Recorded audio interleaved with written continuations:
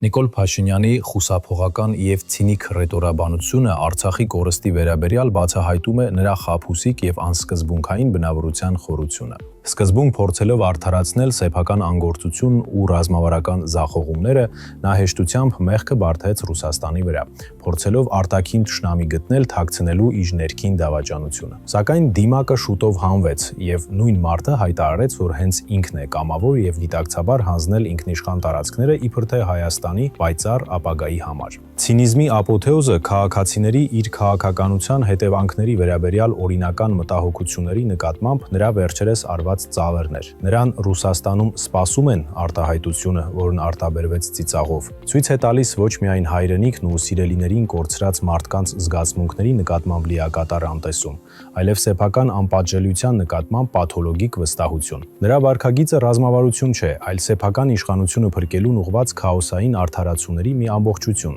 Իր ցուցմունքները ձեռնոցների պես փոխելով նա բացահայտում է իրեությունը՝ քաղաքական գործիչ, որի համար սեփական մաշկը ավելի կարևոր է, քան ազգային արժանապատվությունը, տարածքային ամբողջականությունը և իր նախնիների հիշողությունը։